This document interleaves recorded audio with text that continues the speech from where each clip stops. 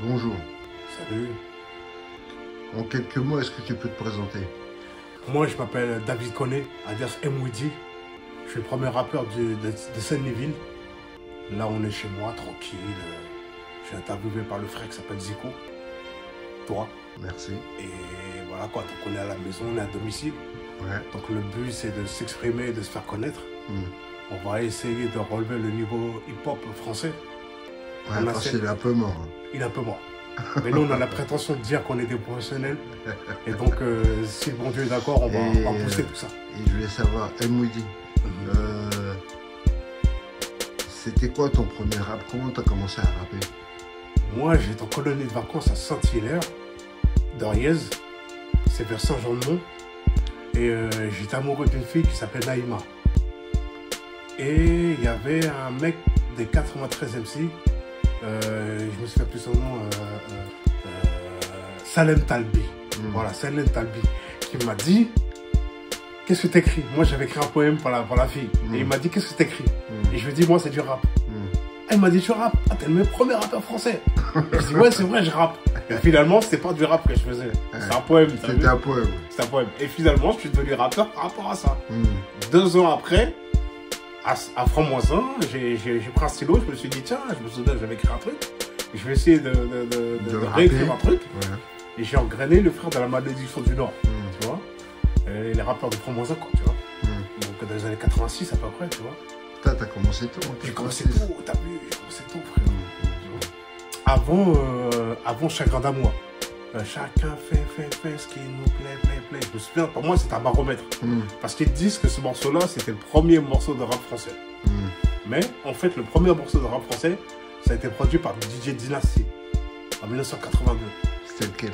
Je me souviens plus du titre de l'album, mais c'était l'électro-rap, en fait. Tu vois. Et ça a été le précurseur du rap français, en fait. Avant Johnny Go Destramen, avant Richie, avant... C'était le premier groupe. Johnny Go et Destramen. Exact. En 80. Et peux-tu nous parler de tes péripéties avec les grands NTM? Oh, NTM, on était un peu en froid.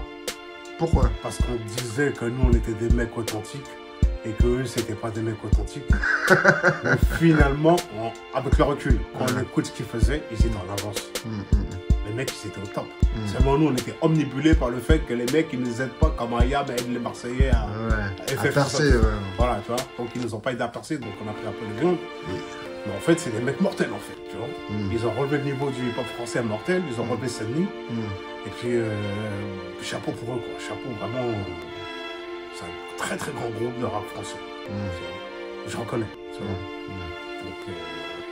Et si tu avais un message à passer à Joe Star, ce serait lequel? Ah, il fallait qu'on se fasse un trip ensemble, ces 4.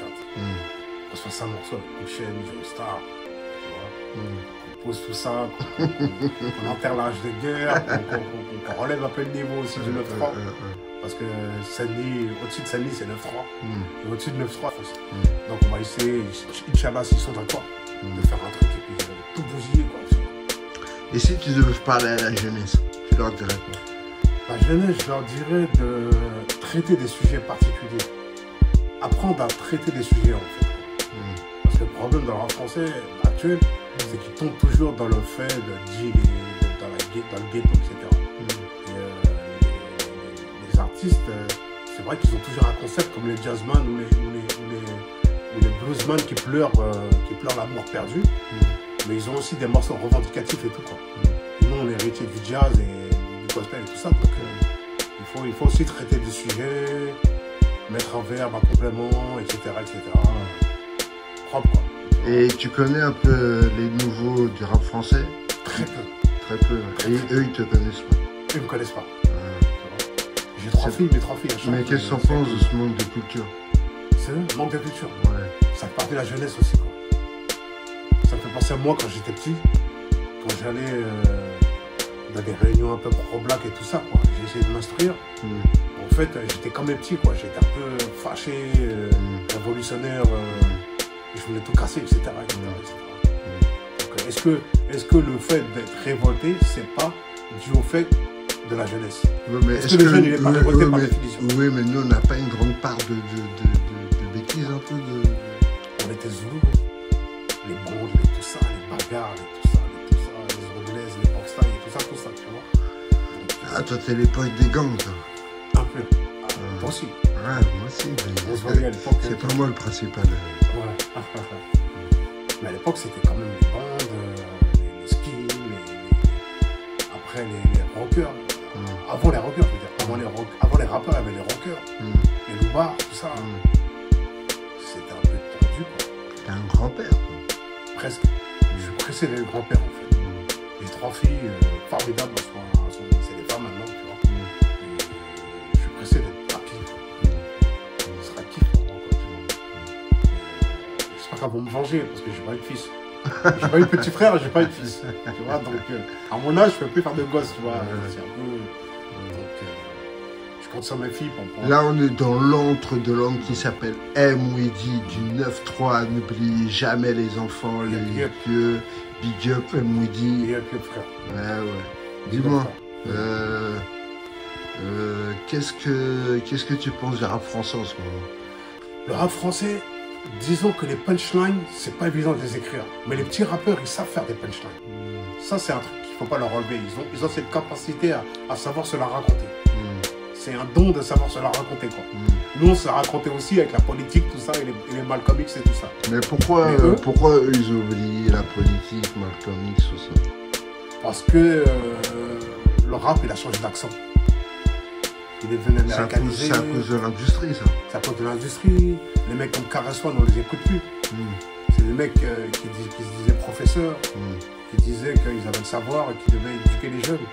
Non, mais Careswan, tu sais que les jeunes, ils savent pas c'est qui. Voilà. Ils sont saoulés.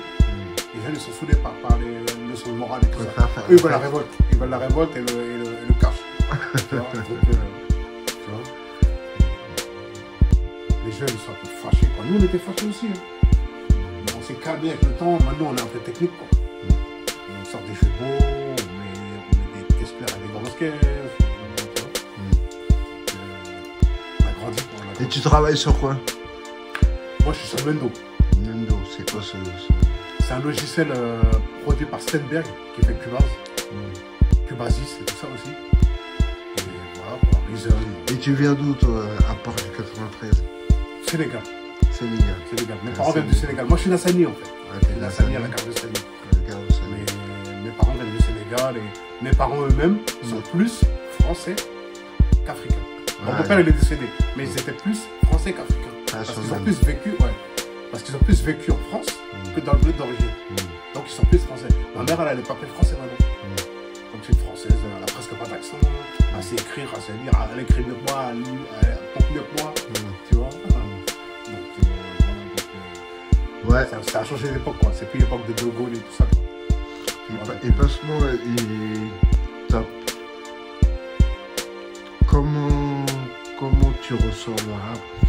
C'est quoi pour toi? Une culture, une mode? Pour moi, c'est parce que voilà, c'est une philosophie. C'est quelqu'un d'assez vieux, qui est resté longtemps dans le rap, qui a persisté. Et je vais t'avouer un truc. Chaque fois que j'arrête le rap, je déprime. Tu déprimes? Je suis pas bien. Je suis pas bien. Je me sens mal. J'évacue pas, quoi. Je veux pas aux toilettes, en fait. La toilette spirituelle, la musique, quoi.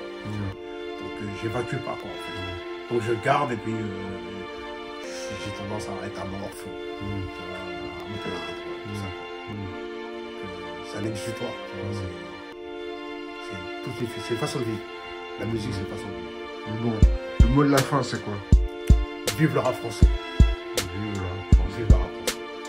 On est numéro 2, maintenant. M. Weedy. C'était M. Weedy du 9-3. On dirait du 9-3. Il chante dans son antre. Ciao. C'est de la balle.